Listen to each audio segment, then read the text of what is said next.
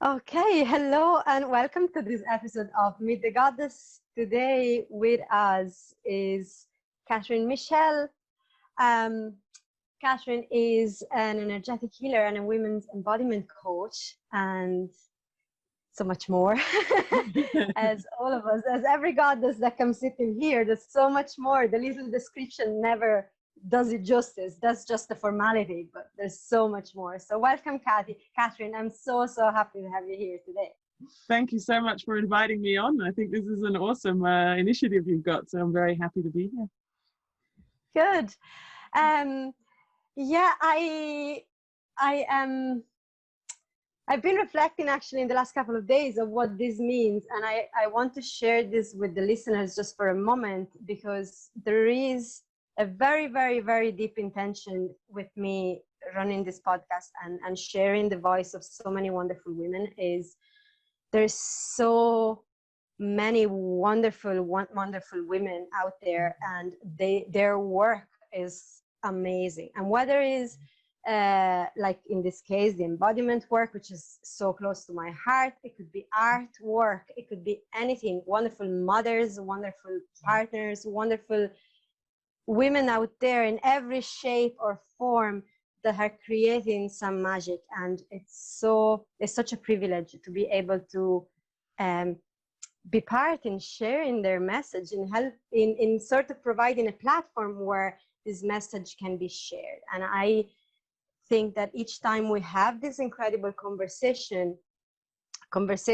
no matter who actually listens and tune in, which of course we are all part of this in the moment that you're listening to, but something shifts globally anyways, so even in the people that aren't listening, something just like magically shifts. And I am a firm believer of this. So that is really the intention that I have behind all of these conversations. So that was just something I wanted to put out there, because it has been a reflection that has been with me in the last couple of days. Okay, so now to you, Catherine, because the stage today is all yours. So as I say, you're an embodiment coach for women, and I would really like to hear, what does that mean for you in your experience, and how does that translate in the work you do? Because embodiment can have so many different variations to it. I want to hear your part. Okay. Well, I think for me, the reason that I focus on embodiment is because growing up, I really didn't have much connection with my body. And I think many women struggle with this. Many of them grow up and end up with this kind of conflict with themselves and their bodies, where they're trying to make their bodies into something, or even they're struggling with sickness, or they don't fit in, and their body doesn't fit what's meant to be. And for me, at least, partly that, and partly being kind of conditioned to live a lot in my head, to analyze everything and those kind of things, created a real disconnect for me, where I didn't, because I wasn't connected into my body anymore, I didn't have any idea what I wanted, even to the smallest things, like being in a restaurant. My dad used to go crazy because I couldn't make a decision. I'd get a menu in front of me and I'd be like, I don't know, can I have a bit of that and a bit of this and a bit of that, so and that kind of went into lots of areas of my life. And the result of that was that I was very much letting other people make the decisions in my life, or guide me. I didn't have any kind of standing in, okay, this is who I am, and what I want. And that had the advantage in many ways that I could be very adaptable to situations. I've lived in various different places. I've had friends from all different kinds of walks of life. But the disadvantage was that I didn't have any space for me. It was like I was just whatever everybody else wanted me to be. And I'd get home at the end of the day or the end of an evening, for instance, with friends, and I just feel really lonely. And I felt that actually, when I was 13 years old, and we got asked at school what our biggest fear was, and mine was loneliness. which is for me so crazy. All the other kids had things like spiders and snakes and, you know, and yeah, it was really when I started to be guided, I guess, you know, I believe in guidance. So I got guided into slowly making more contact with my body. And one of the first things I did was yoga, which is something you, of course, do a lot of. And slowly but surely did more and more, and ended up fairly recently, a couple of years ago, stepping into really women's embodiment and what it is to be a woman. And I found that I've been able to tap into so much other dimensions through my body. And now it's like being able to do exercises which are sometimes, you know, active, and sometimes they're just tuning in. You know, a lot of it's just tuning in and realizing that when you've got a pain or a discomfort in your body, that it's often just a sign that something's not quite right. And the amount of love that flows and creativity that flows and things through that connection with my body, through the embodiment practices that I do, has led me to make a huge shift in my life. You know, I've really gone from being focused on intellect to being focused on, oh wow, but there's this whole other world when you open up to what, you know, what wisdom you're holding inside, and you become more sensitive, and you can embrace the sensitivity that many women have an enormous gift in, but they're taught when they're young that sensitivity is actually kind of the same as weakness, and you know, it should be avoided. Another reason why we don't make too much connection with our body. So yeah, that was a bit of a long explanation. No, that's really amazing. You've touched on so many lovely things there. And yeah, the sensitivity is actually one that really resonates with me, because yeah, I had to, through embodiment, I came to rediscover that I am such a sensitive person. And as you said, I had been told that that was a weakness, you know, and I was taking pride in having become able to just let things brush off me, you know. But the interesting thing, and I want to know if you have felt the same going deep into your body, is that even when we believe things are just brushing off us, they actually really don't, and they get really stored in places in our body. Yeah. That's exactly what I've experienced. That's one of the reasons you end up more and more disconnected from yourself, because, you know, it becomes like a Pandora's box. I think your body at a certain point, it can feel like, oh, but if I go there, then all this stuff's going to come out. And have you had that experience when you started working with it? Did you actually have that moment where you've opened the box and really just, oh my God, do I really want to go deeper? Do I really want to do this? Yeah, I have and I haven't. I think for me, I remember when I first traveled around India in 2009, that was, I remember speaking to people who were doing things like Vipassana meditation, you know, silence for 10 days and just, you know, basically it's just doing body scans, what most people know as mindfulness meditations. And I remember reacting like, oh, it's really extreme. I don't think I could do it myself for 10 days, you know, all that stuff that's going to happen, you know. And I think that, you know, that's kind of an element of that Pandora's box, that you think, well, I know I've put all kinds of stuff down there, and if I make connection, then. But I think for me, a really big turning point came during a yoga class in early 2011, and I suddenly got this kind of epiphany, and I'm not quite sure what else to call it, because it was an epiphany in the experience, but the actual wisdom sounds totally not like an epiphany, in the sense that what came to me was in Dutch the words "ik mag er zijn," and that means basically, the best I can translate it is I matter, and I'm allowed to take up some space in the world. That's the best I can translate it. And yeah. Those words, you know, when I tell people, I think, God, is that a piece of wisdom? Well, of course I can take up space, right? You know, why? But on some level, evidently, well, on a lot of levels, actually, I think I didn't believe that. I believed I always had to put other people in front of me, you know, always prioritize them and always be alert to the outside world and what everybody else wanted. And only then could I, once I'd sorted everyone else out, could I check in with myself, which meant in the end I didn't really check in with myself. And the thing was, when I had that experience, so much joy came out, like more than I have ever experienced before.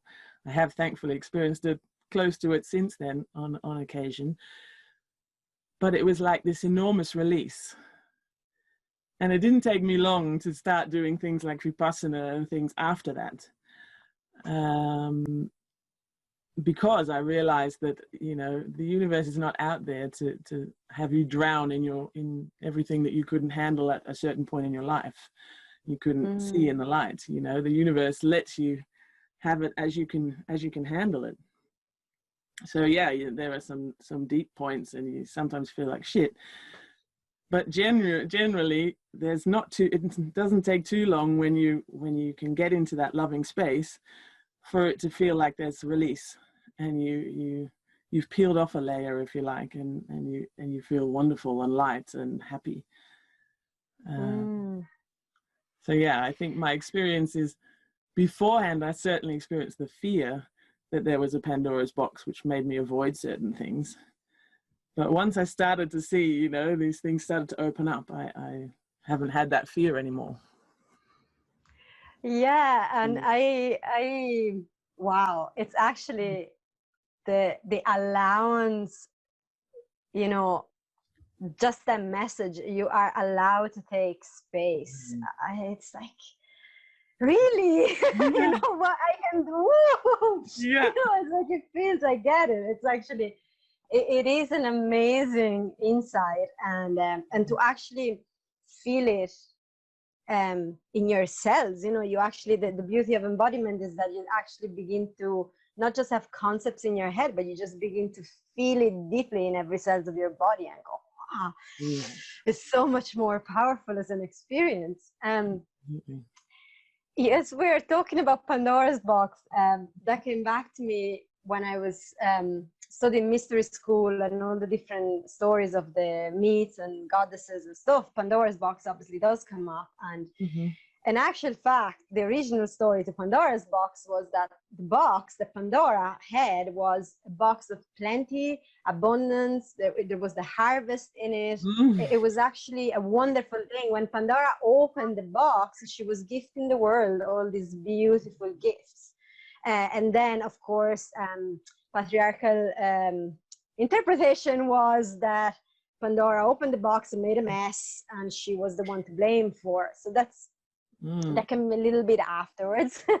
But it's sort of the same even with these practices, isn't it? Like when we might be afraid to go dig and to go actually see what's beyond those layers, but it's actually, as we go through layers, we find the real beauty, the real joy, the real essence of ourselves. So how did that actually, if you can get it even deeper, how did that impact your way of relating with yourself as you discover more and more about you?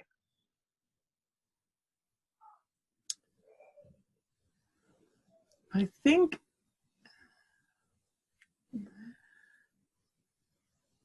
think that the main shift, and actually I think it ties a little bit in with what you just said, that the box is actually something wonderful. And I think in many ways that humanity is sort of moving now towards being able to open and recognize that box. You know, we're being able to see that there's abundance and that we don't have to live in this scarce world.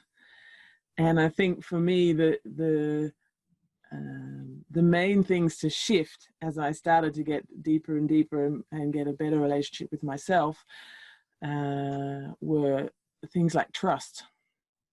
I think trust was a really big one, that I could start to go, oh, okay, I don't have to plan everything to death, and I don't have to worry about the future or whether or not I'm doing things right, or, you know, have all these kinds of analysis type approaches to life. But I can start to relax and start to just feel my way through life, if you like, you know, take the focus off the, I've got to have it all figured out, and go into, oh, okay, I can just kind of see what life's bringing me and figure it out as I go along, what, you know, what's on my path and what's meant to be there and what I'm supposed to learn from the things that I encounter. So I think both through the people that have been brought into my life, as well as through feeling the physical support and feeling what happens when you start to take the process of taking up space, which is also physical space, of course, energetic and it's physical. Getting the kind of support from inside, the support from Mother Nature and from source energy, but also from the people around you, that you start to go, oh, hang on a sec, you know. For instance, with my husband, I started to feel things more strongly. No, I didn't start to feel things more strongly. I started to feel an urge to express things that were up in me, you know, that I think I probably always felt, but pushed them away because I thought, oh, that's a bit risky, you know, if I say that, they might react this way or they might react that way. And with him, he's a very grounded person, and I've been able to really express even doubts and things that came up. And when I was able to do that, and he responded, you know, of course, maybe with a little bit of hurt here and there, but generally with, I'm glad you were honest, you know, I'm glad you expressed who you are, as opposed to stayed in what was safe. Those are the kinds of, deepening layers that brought me into more and more trust, and allowed me to trust the physical things that I was feeling, because often I expressed it because I'd had this something was cramped inside me. So I could pick it up by my embodiment that there was something I had to say. And I actually said it, and then felt my body and my energy be able to sink a little deeper into, oh, okay, so I can trust that it's the right thing to do. Does it make any sense? Yeah, because we used to, like, we kind of are used to, as women, to keep a lot inside and to close up. But what my experience has been is that when you're separate from your body so much, you don't actually feel where that stuff goes and how it gets all cramped up. And so it only comes out when it becomes extreme. So like, you go to your husband and you shout all that you wanted to say, like, and then it gets really ugly out, you know. And sometimes it's okay, but like, you know, in general, we just were, if I understood correctly what you were saying, is like, you just get more fine-tuned into the first moments of feeling something, and then you can just take action from a place that is a little bit more grounded, probably, like within yourself. Yeah, I think by checking in and kind of welcoming the sensitivity, things come to the surface quicker, which sometimes can be felt, you know, I've been through quite a number of years where I could get really kind of frustrated with my body, because I thought, oh, I'm looking after myself more, I'm checking in more, and yet I'm still feeling cramps and I'm still feeling this or that, or I'm low in energy. And I think that was on the physical level, me kind of welcoming in and therefore letting things come up to the surface, bubble up to the surface. And now that's less so, but it's still happening. Only I'm noticing now I'm in a phase that I can make a connection with my body more quickly and heal that myself very quickly. But yeah, to answer your question, yeah, I think that the thing that was happening was that I couldn't ignore the signals of my body as well anymore. And by choosing not to ignore them, I found, okay, it's all right. It's good that I can't ignore them, actually. Yeah, it's a good side effect. Yeah. To have, Yeah, this exactly. sensitivity that increases. So it's not that's always actually convenient. a really important point you're after touch. Mm.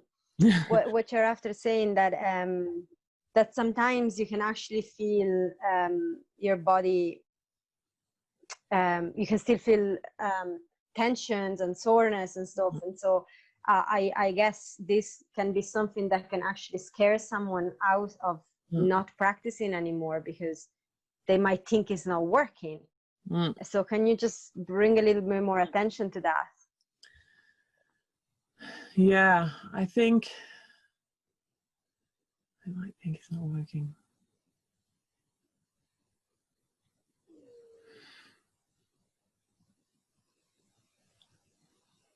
I think if you're going to take this a journey inwards, if it's with embodiment or it's with some other kind of practice, you're going to find that there are times when things come up that aren't convenient, and it could be emotions or it could be bodily reactions, depending on, well, what it is, and maybe it's both. And I think that you have to make a conscious choice to go for that. And I believe that if you take on that journey, whether it's a short, introduction type thing, or it's a longer process that you're going through, you will feel that you are making progress, because what happens is you start to feel a flow of love come through.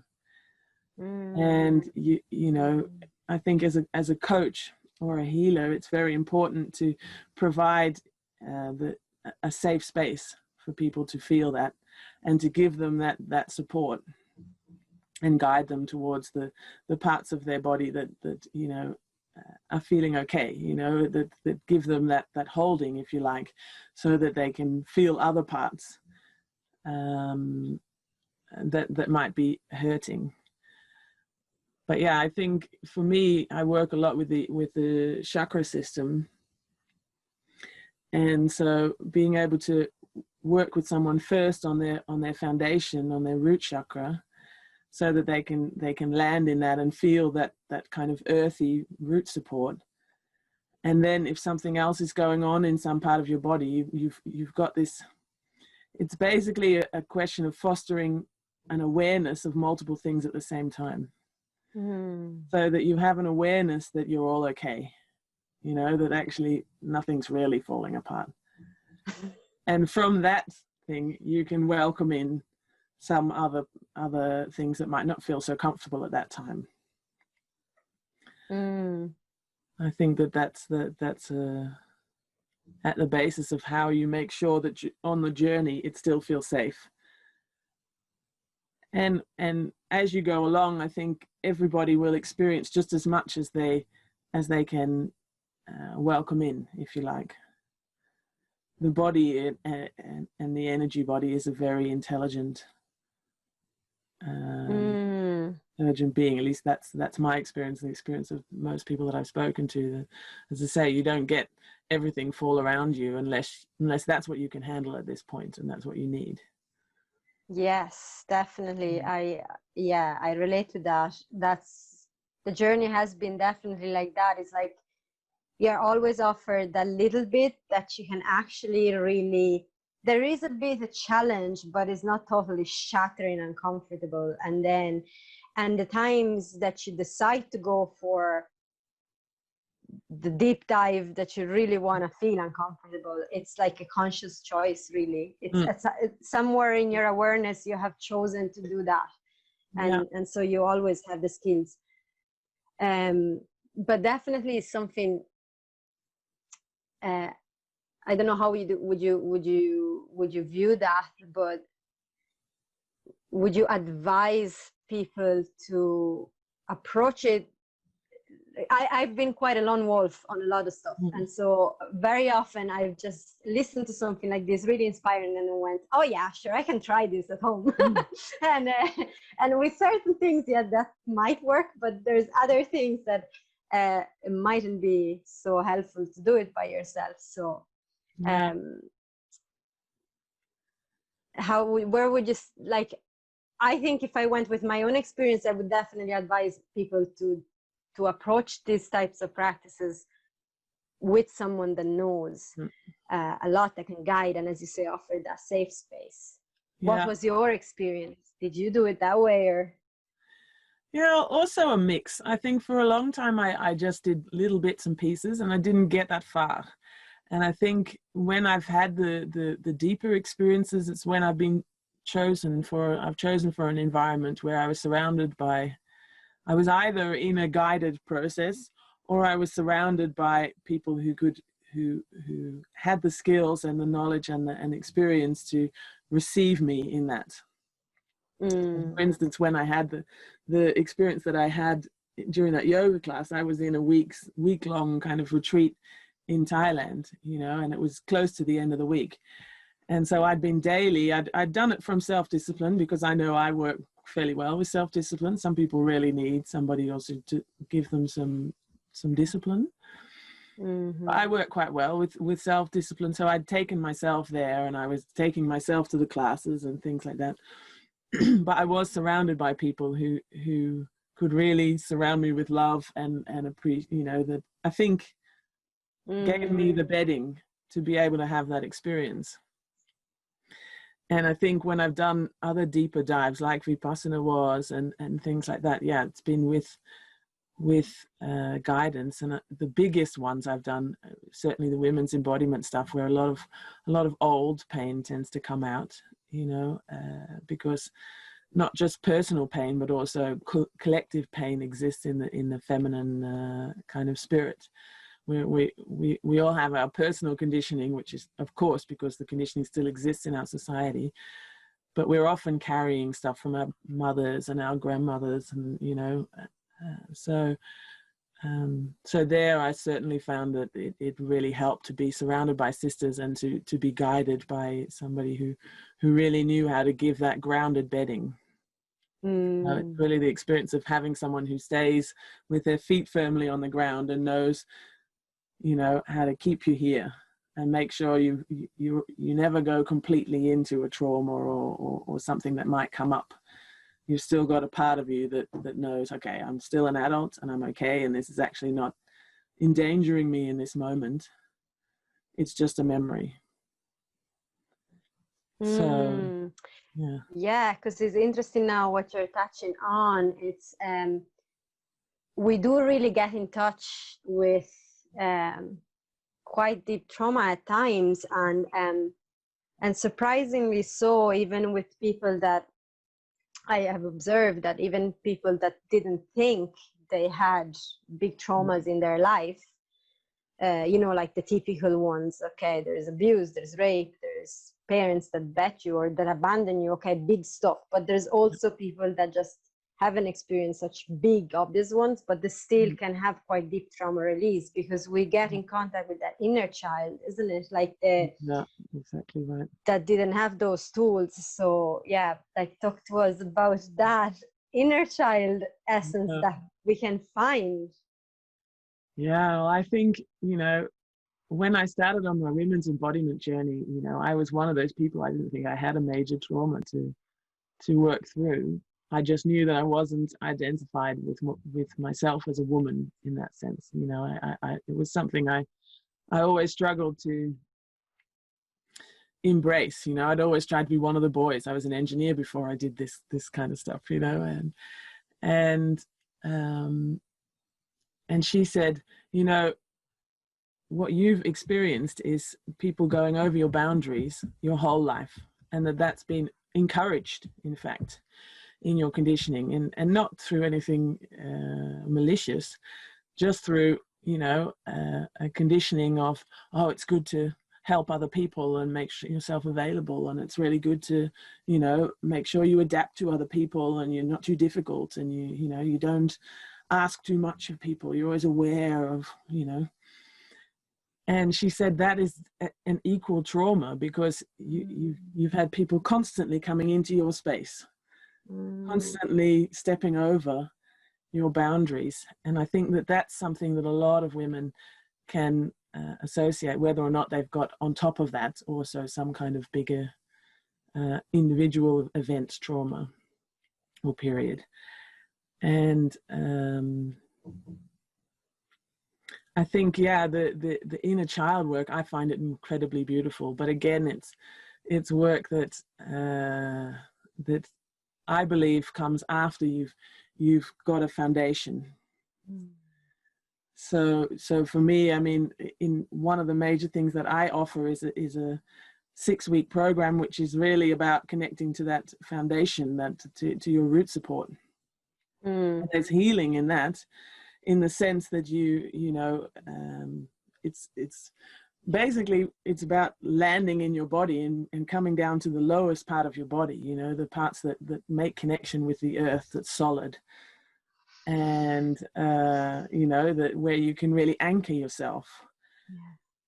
And find a holding, and that's really the part of yourself where you also start to learn to trust, and you start to learn, you start to realize that your needs will be met, and that you don't have to worry about everything falling down around you and you not being able to handle what comes on your path, even if you have a major health issue or a burnout or whatever it is that you might have come on your path, which might feel like everything falling apart.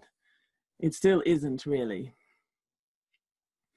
And I believe from my own experience that that's the basis. And once you've got that, then you can go and you can open up your other chakras and start to welcome your inner child to express itself fully, which it can mean there's a lot of pain that comes out, there's a lot of emotion and those kinds of things.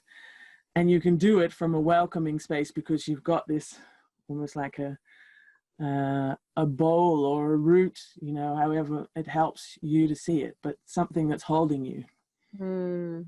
And yeah, so for me, that's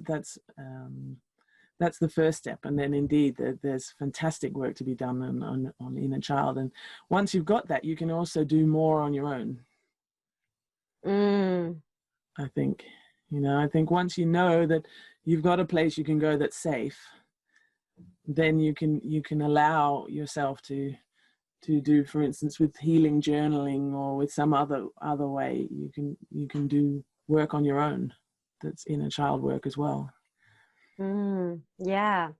It's I love the way you've connected the earth in the conversation, because it is that amazing foundation that we all have. And she's so strong and solid, and we do forget that we have her under our feet. Like, I mean, she's there. She's like, yeah, I'm holding you, baby. Just do whatever you need to do. Yeah. You know, you don't need to take so long. I'm here. Yeah. And I know you're super connected with the earth and nature and the plants and all of that. And you actually live in a beautiful place in Italy, in my home country. that is so surrounded by gorgeous mountains and forests and stuff. And how did you come to know that you had such a connection with the earth, with Mother Earth? Well, I think for me it's quite interesting, because it's I've always as a child, I really identified and got fostered in the air element, you know. So I was really on the other end of the spectrum, and as I said earlier, just very much in my head, very much in lots of ideas and creativity, but I would be chaos, you know. I'd be chopping, changing the whole time, and I couldn't focus, and I didn't associate myself with passion or any of those kind of more grounded, fiery things, because I was only in this kind of top part of my body. And so I think at a certain point I got guided to go to the other end, you know, to find my anchor. And the funny thing is that it's become without me being really conscious of it, it's become sort of the guiding light in my thing. So now I can feel myself, having done a number of years being really focused on coming into the earth, coming into presence and into my body, I can feel myself now able to allow a little bit more, or to love a little bit more, the airy side of me. But I think that I was actually called, I feel like I experienced it, I was actually called towards the earth, towards grounding, initially just for my own kind of well-being, and now it's become really a passion and a calling, and Italy was fundamental in that, I think, in the sense that when we arrived here last October, so exactly a year ago almost, I had to cry, and my husband did too, straight away when we arrived here, because there was just this energy that spoke to us. And within a day, we'd already been invited to stay here. You know, actually, it was only about 2 or 3 hours. So it was just this incredible opening and communication that I was suddenly receiving from Mother Earth. And I had some experiences of receiving messages from Mother Earth, from trees and things like that before that. But this was the first place that I walked onto the land that we hope to live on, and it spoke to me. You know, I was suddenly receiving all this guidance, and before then I'd received guidance from my own inner wisdom and things like that, but I hadn't had so much of a connection with external guidance, as I said, apart from my experience speaking to trees and things like that. So yeah, I think it's been a very intuitive journey that you know, initially just came from I've got to get rid of some of this chaos, to to wow, this is really my calling, you know. So yeah. Yeah. It's I really love what you're saying about the connection with the land and with the place. It kind of brings me back a little bit to my connection that I have with my home country and the land. It's just I live in Ireland now, and I mean, Mother Earth is everywhere, of course. Doesn't matter where you are on the globe, like even in New York City, I mean, Mother Earth is there. But I suppose we just feel called to different places for different reasons. And I have very strong connections with the earth here, but like there's something about Italy. Just it's undeniable. She's so strong and fierce and fiery and passionate, and it's like, whoa, when you just set your bare feet on it, it's like, whoa. Exactly. Oh, she's so present. And I think that I think in Europe there are many beautiful places, but the abundance here is so evident, you know, the diversity and the abundance, which I think in many places, I lived before this in the Netherlands, and the Netherlands is kind of destroyed when it comes to abundance and diversity. You know, of course there are places with some, but it's so much man-made, and it's so much messed with, you know, even when it's been planted and things. There's so many places that still every year things are removed, things are sprayed, things are, you know, this and that. And here there's just an abundance of places where she's left in relative peace, you know. So, you get to make connection more with the primal elements, and but I do believe that also she'll speak to different people in different places, you know, who are meant to be in that particular place. I think there are thankfully still many places in the world where she speaks pretty loud. And Ireland, I think, has some amazing stuff too. So. Oh yeah.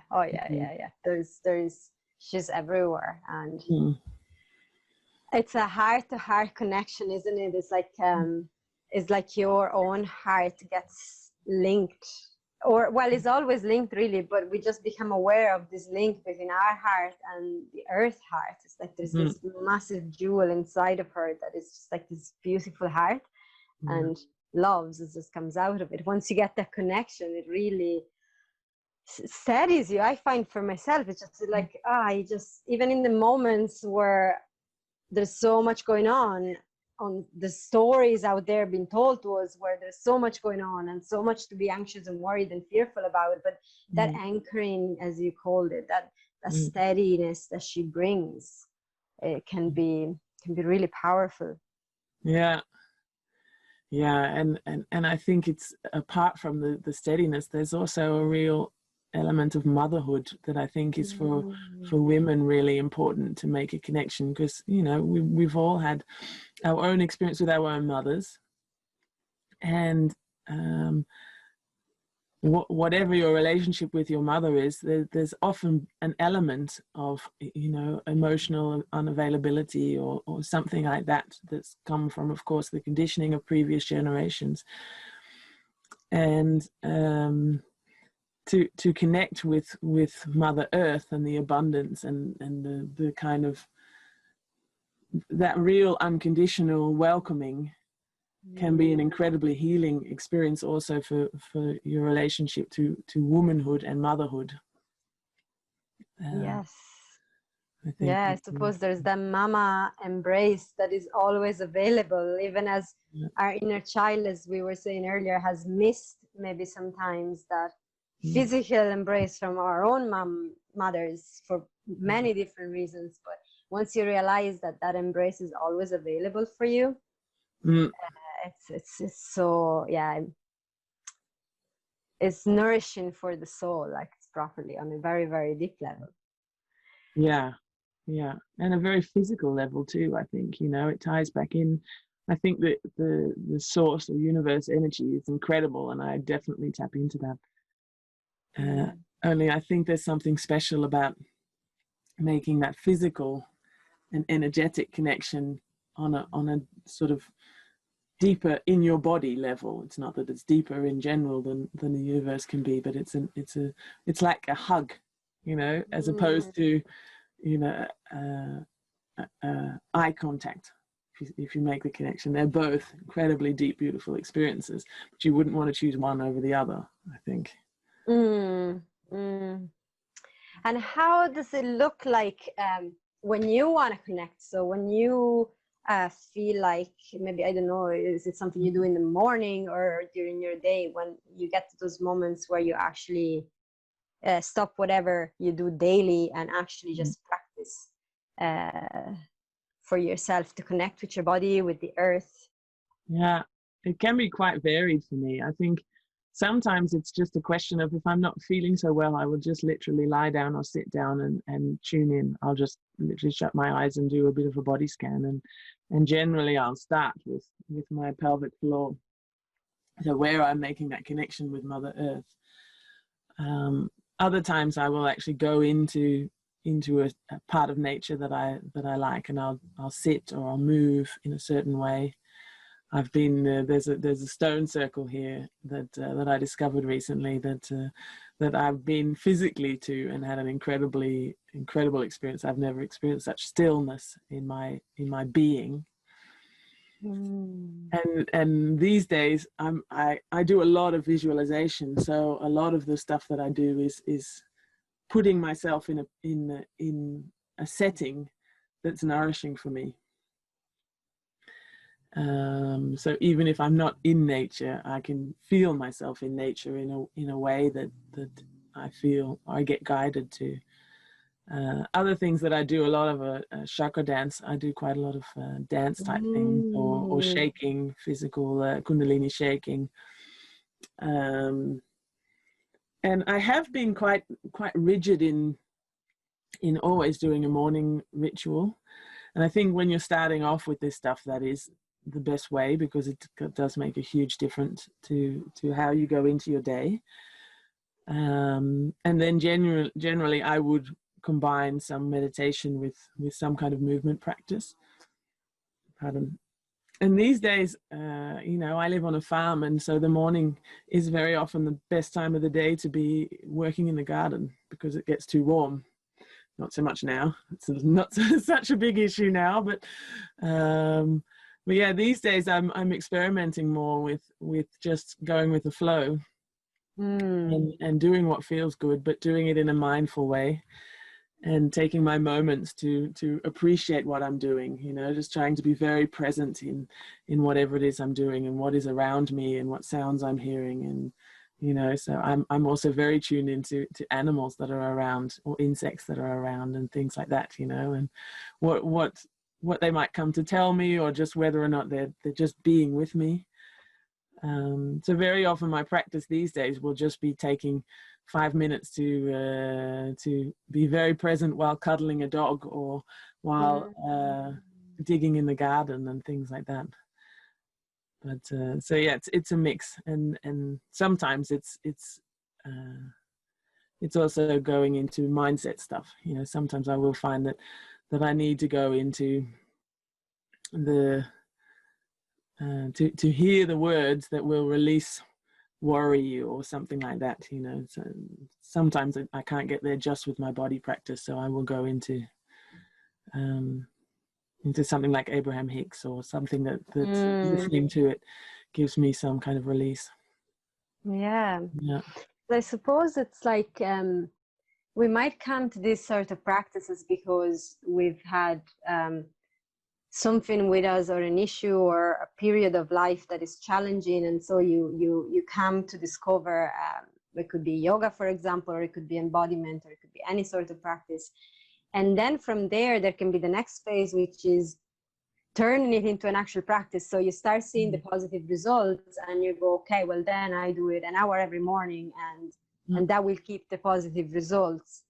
And then there is another part that comes after that, I believe, that is like when there's no separation anymore between the formal practice, as we used to maybe call it before, and like everyday life. Like you start really, like I think I get asked every now and again, it's like, well, how often do you do yoga? Or, you know, like, and it's like, yeah, well, yeah, I know I do my yoga on the mat, but like, it's really everything. It's like, it's a yogi way of living. It's not like once I'm off the mat, then yoga is done. And then, and I guess what I'm getting from what you're saying is like that you're kind of in that phase too. It's like, embodiment is your entire life. Like you're connected with you, everything you do, and or striving to be more and more connected with yourself in every little moment. Yeah, exactly. And aiming to step out of something that isn't nourishing, you know, to prioritize that is, you know, part of the journey. So yeah, you know, a lot of the time I don't necessarily have to do a practice, because I might wake up feeling quite good, or I just wake up and I tune in to my body, and then I get up and do my thing. And then halfway through working in the garden, I just suddenly get worried about something, or a fear comes up, or, you know, I notice that my body is cramping, and then going, okay, well, I want to live this the way I want to live it. So I'm just going to drop everything right now, and I'll come back to it when I feel like it's the right thing to do at that moment, you know. And that's been quite a journey to get to that, you know, that you could, and of course that's a little bit trickier when you have a 9-to-5 job, but even there, you know, there's often things you can do that you can go, okay, hang on, time out, I'm going to the toilet because I can feel that I'm getting in stress mode, you know, that I'm putting pressure on myself, and that there's some kind of old echo coming up, and that still happens for me sometimes. So then I will go, okay, time out. Don't have to do this at this moment in time. So, yeah, but it does become, yeah, like a life practice. And I think that's really, really cool.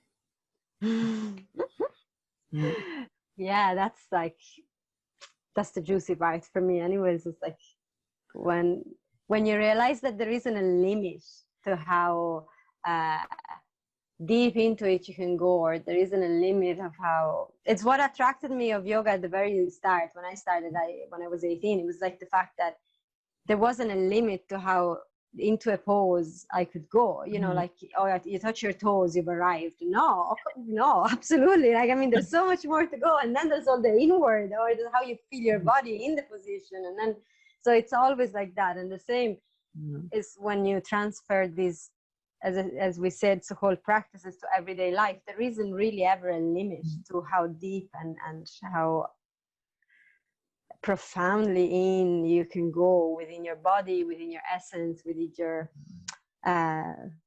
goddess essence. Yeah. Yeah, and the cool thing is that you just keep learning, you know, and it does take a certain, as I said earlier in the call, it takes a certain openness and a curiosity to go on that journey and see what comes up for you.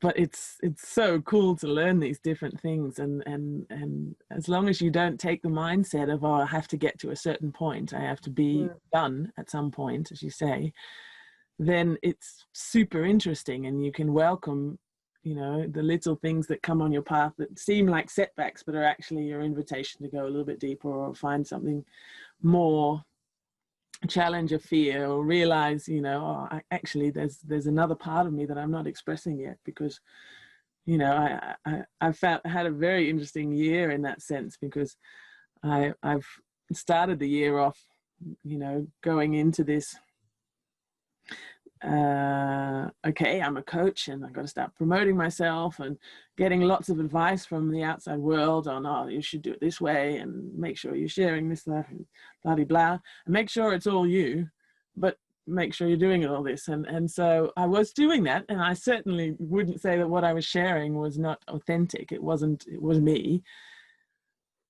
Only there was often an element of somebody else in there, you know. There's an element of, oh, that's what they're doing and that seems to work, so I'll try some of that. And you know, I think 3 months ago I started to feel this kind of call to go a little bit deeper, to feel in stillness, okay, but what is it that I am that's really me, you know? And it's often kind of difficult to explain exactly what it is that you are. But it's that je ne sais pas that other people can also feel, you know. You're like 100% authentic, and you can feel it flow through your body, and you start to feel things kind of falling into place. And so yeah, since then I created my Healing and Reconnecting course, and I had just this last 1 week ago, I think, roughly, I had this dream, and I've never had clear dream visions before, but I woke up in the morning and I'd had this vision of myself giving this workshop, and it was a workshop to conquer fear, or a fear at least, and then you can use it again and again for other fears, but to do it by stepping into this primal holding. And kind of, you know, it's very interesting. I've always been fascinated when people say that our brains still work as hunter-gatherer brains, and actually they maybe even work even further and more ancient than that, but okay, that's another story. But, another episode. yeah. But so yeah, I saw these people imagining themselves across from a waterhole with imagining their fear as an animal, some kind of an animal. It didn't have to be necessarily a carnivore, but an animal that you know, could be considered dangerous, generally, of course. And but with this space of the waterhole that gives you that kind of space to feel into, okay, what is it, and make the eye contact and start to feel, okay, what's going on in me that allows me to stand here and feel my courage and feel my will and choose my path, as opposed to follow my fear and let that lead me. And that felt so powerful, you know. Oh wow, yeah, because back then, you know, you had to make a choice and choose for your will to survive. And of course, your will to survive these days is translated into a lot more different, how can I say that? It's, these days we have a lot of fears that don't have that much to do with survival, but we still react to them as if there's something to do with survival. You know, for instance, you're setting up a new business and you feel like you might fail, and without having taken the moment to go, okay, but what if I do? You know, what's the worst that could happen? Your body is still reacting as if failure would mean, you know, dying, basically. You're going straight to to the bodily Needs to be like a reaction. tiger. Yeah. So to feel like, okay, what if I step into that space and I feel just like I'm a kind of ancient person that has to face down this animal because it's in front of me. So I have to face it down. I can't just push it away. It's right there. So how am I going to react?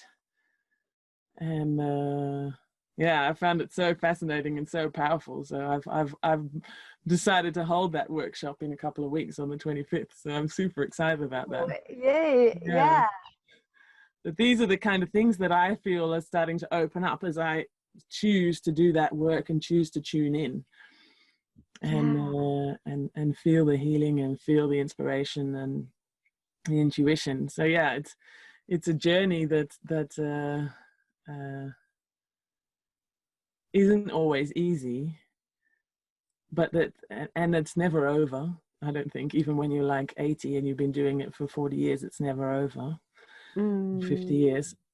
But it's so fascinating and it gets so much deeper, and Yeah, and you access the state of beautiful flow where, as you say, you have a dream and you actually have that connection with yourself to feel into that is actually just the right thing, and it feels so effortless then to from there naturally and spontaneously create a workshop. And like in a week or so, you can have this beautiful offering available for everyone that just came out of this wonderful inner wisdom and inspiration.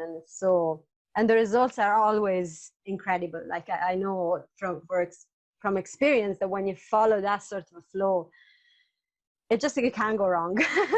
You really can't go wrong. No, exactly right.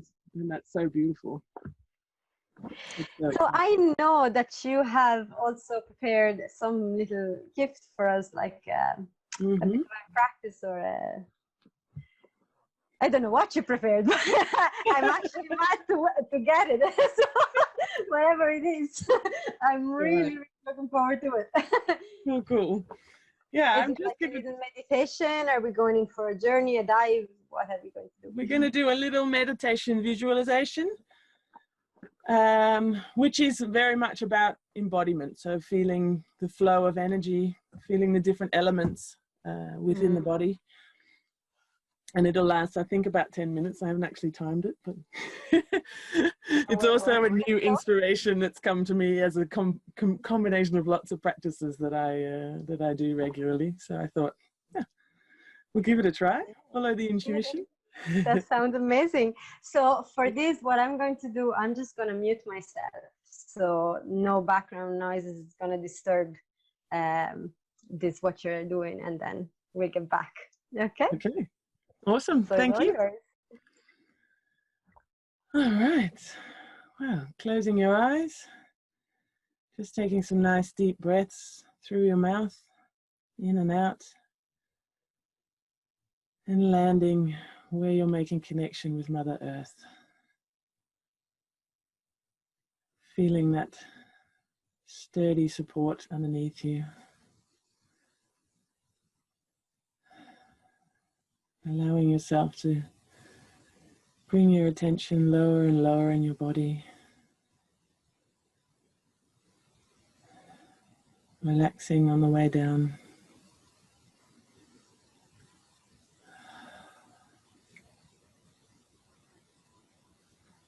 And feeling a root extend out, a nice, thick, strong root extend out from the base of your spine into the earth. And just taking a moment to feel the anchoring force of that root as it grows deeper and deeper.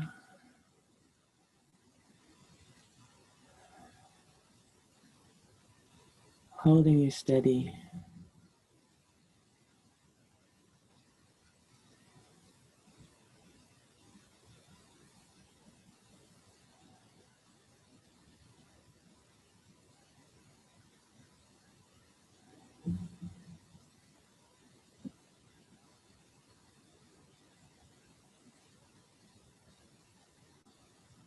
And tuning into that dark, welcoming energy of Mother Earth. You start doing small circles around your spine. It doesn't matter which direction, just moving forward and back in small circles. And feeling this move through the earth, through your root, and creating a kind of a vortex energy.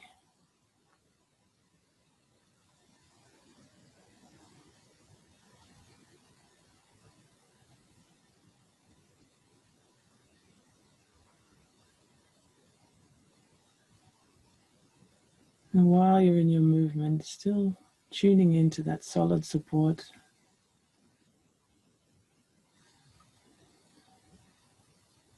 And the mother's embrace beneath you, always available there for you.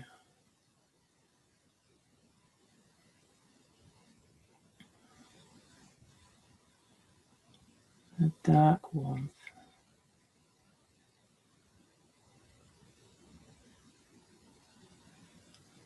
And then moving up a little bit along your spine, still in your lower back area. You're starting to tune into the element of water and into the parts of your body around your lower belly and your sex center.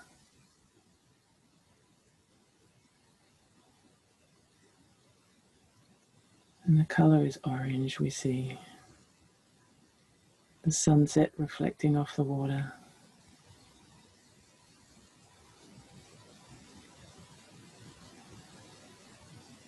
And start to feel within yourself the dynamism and the movement of water. This element that makes up such a large part of your physical body. And that brings you into a state of flow, state of relaxation, of softness and sensuality.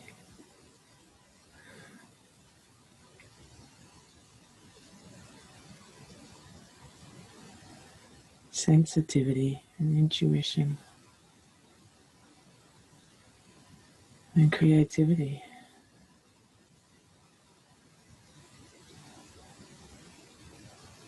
And feel that this part of you has so much power, and yet it's entirely effortless. You don't need to do anything, it's just there, being present.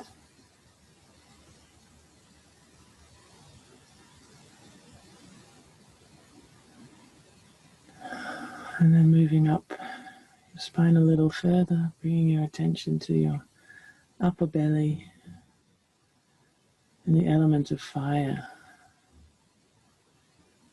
that burns in your stomach, helping you process your food, and indeed burns through your entire midriff, igniting you in the passion of who you are, of your individuality, of your will. And as you're turning and focusing on this element within you, you can feel your fire start to burn brighter and warmer.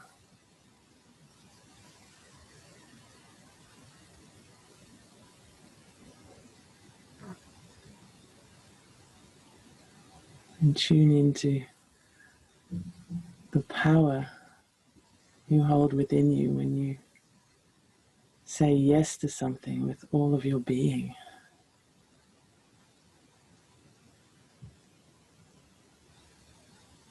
And the power within you when you say no, that's not aligned with me. I don't want that. That's not me.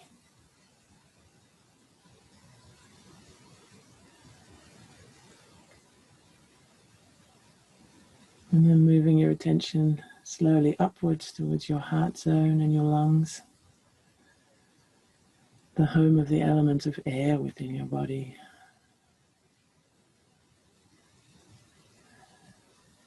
And here you might start to feel the boundaries of your physical body blur a little. Start to get in touch with the oneness of everything in the universe, with the love that's connecting us all.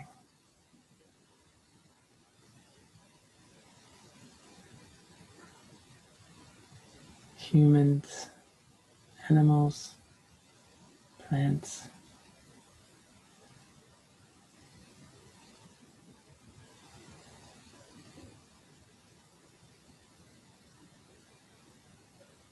And you might start to also feel your capacity to receive love grow in this area. As you're aware that your needs and your wants can and will be met. And it's safe to open and receive the things that you desire to have.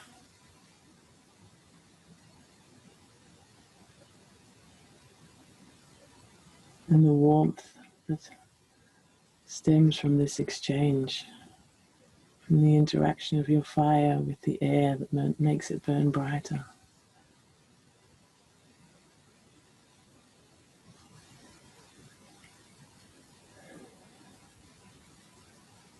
And still turning around your spine, we move further up. And we start to enter the ether parts of our body, in our throat chakra,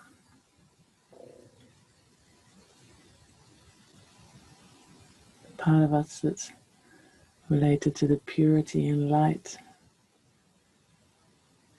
that we're capable of in our communication, in our creative expression.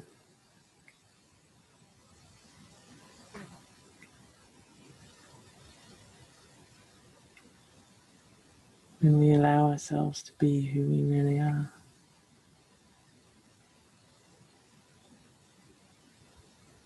And moving up further to your third eye, in the middle of your forehead. And seeing your vision expand into other dimensions, into further parts of these three dimensions we're aware of most of the time.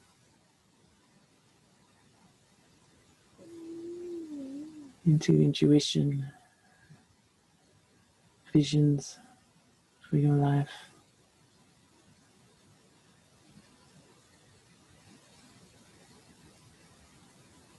And finally opening to the light of the universe around us and above us, from our crown chakra, top of your head. And start to become aware of the incredible expanse of the universe and galaxies and stars and energy and light that surrounds us and supports us.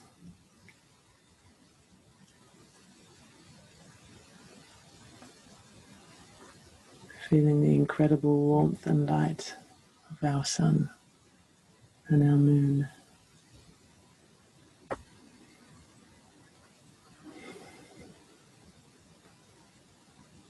And bringing your arms up above your head as you slow your movement down a little and start to come to stillness in your spine.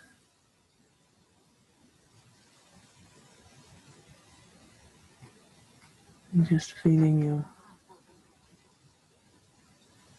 the energy flow up through your spine and connect with the light above you.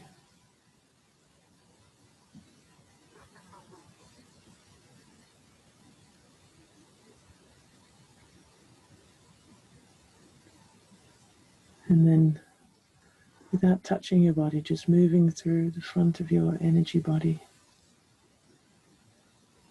Start to bring your hands down in front of your body and see the light pouring through your head, through your crown chakra, through your head,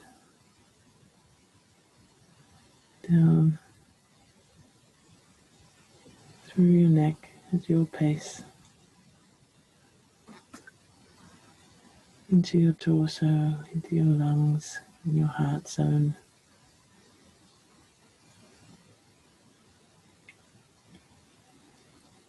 Into your own inner fire,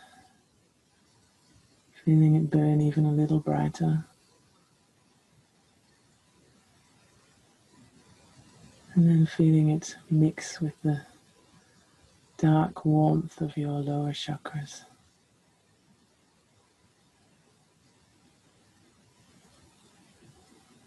And bringing your hands right down to in front of you, letting them touch the ground if you can.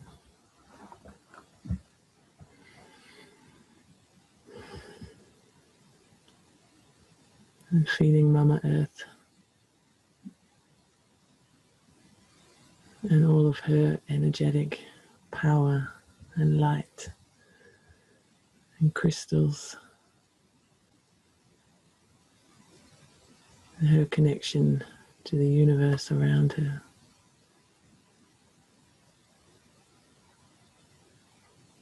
And to you as part of her creation.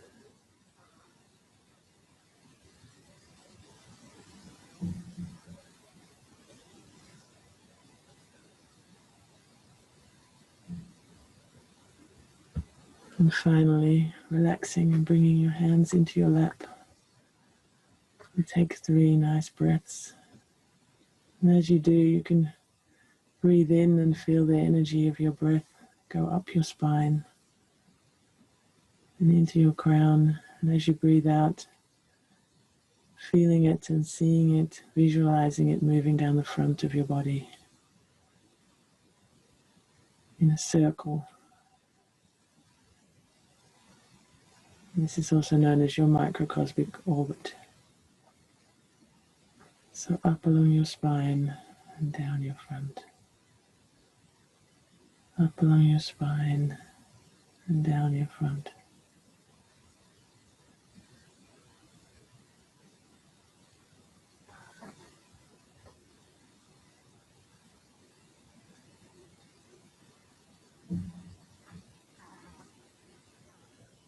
And then slowly coming back into the space you're in, moving a little bit intuitively. And when you're ready, you can open your eyes.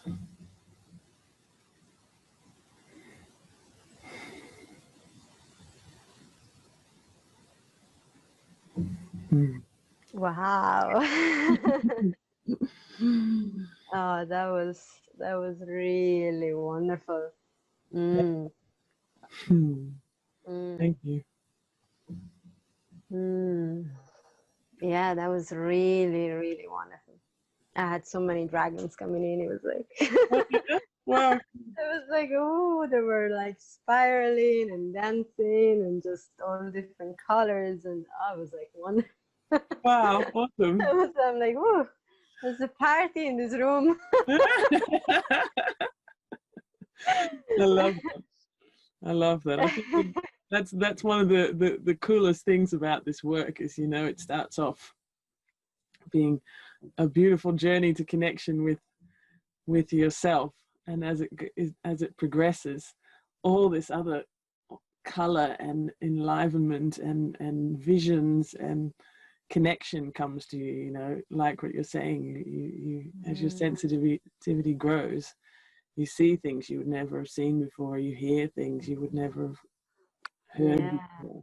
And there's all these wonderful beings that are just like, it's like, hey guys, she's going through this experience, let's go and experience this as well. And they all want to come in and they just want to join the join the party, going like, because this human body is such a gift. I mean, that is one thing that I've learned with embodiment, and I know you embody that. And I love that.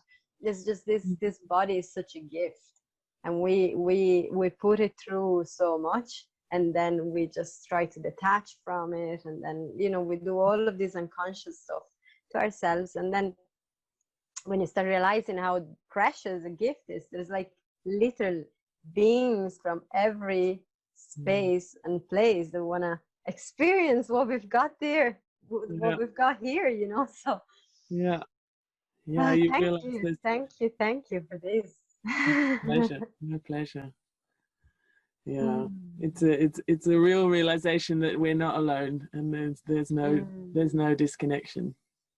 You know, that everything is possible, and you know, if you can imagine it, it exists, and that can be a bit of a wacky thing to contemplate when you're at the beginning of your journey, but as you come along, it's You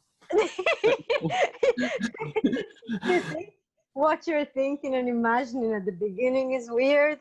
When you're into this journey, it's gonna get weirder. But you just won't think it's weird anymore, so it's okay. No, and then you get great people surrounding you that don't think you're weird, but think it's awesome what you're experiencing. Exactly. The weirder you come out with stuff, the more you think they think you're awesome. So it's like, it's very fun. Yeah. I was actually talking to a friend recently about the fact that I have little beings on my roof holding my roof together, and Wow. they're called mosslings, and they're like it's literally, they're little clumps of moss, but like they're alive. And the more I interact with these little mosslings, the more they come. Like my roof is now covered in moss. It's like a house of the hobbits, you know. It's like the entire roof is covered in moss. So it's like they're now beings that have come into reality, because I think I called them this way. Then I said it to my partner. Then I said it to my friend. Now I'm saying it to you, and we're recording this. A lot of people are going to hear about the mosslings. So there's going to be plenty of mosslings out there. I love it. You know, we're very much into natural building, and I think this could be a totally cool new element to natural building, that, you know, that you can imagine beings that are holding your roof together, as opposed to and we've survived a tornado just a month ago, and I was saying to my partner, it's like, it's the mosslings, they're holding our roof together. The roof is going to be fine. And in fact, it was fine. The next morning it was perfect. So wow. I love it. Awesome. So you can expect anything on this journey, definitely. Yeah, absolutely. We've been here for a good bit over an hour at this point. So is there anything else before we close up that you feel that you want to share, that wants to come through for you? Yeah, I think only that I've loved having this talk, and I think it's so inspirational to bring women together and to let them have a greater audience, because I think we're in times of change, and I certainly used to feel like there was some kind of limit that was there, you know, that if you have a certain number of people who are successful, well, you know, the thing is saturated, you know. It's that going back to the idea of scarcity. And I think the beautiful thing that we're as a generation starting to discover is that there is no limit, and everybody gets spoken to in their own special way. And we can all be touched by each other, and when we can, you know, embrace the abundance of different kinds of women and different and men, but different kinds of perspectives and approaches, then we get so much more enriched and more abundant. And so I've loved talking about it, and yeah, hopefully perhaps I'll have there'll be people who tune in who like the way I work, and if they do, then yeah, please, I'd love to hear from you. That'd be cool.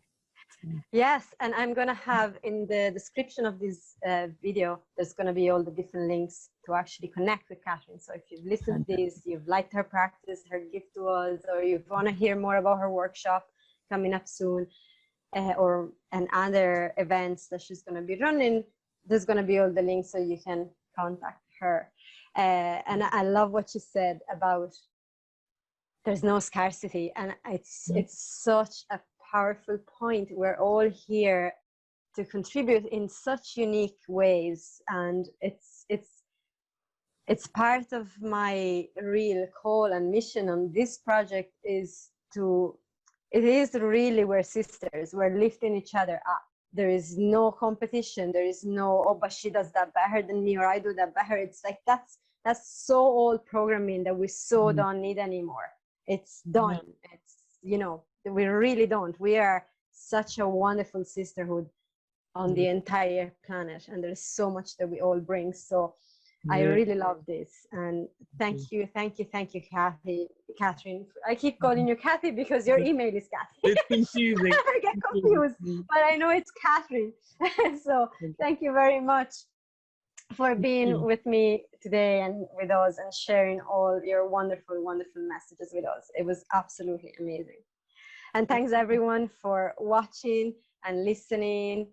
And remember to subscribe for more, and stay tuned for the next episode. Yeah. Thank you, Matilde. Bye, everyone.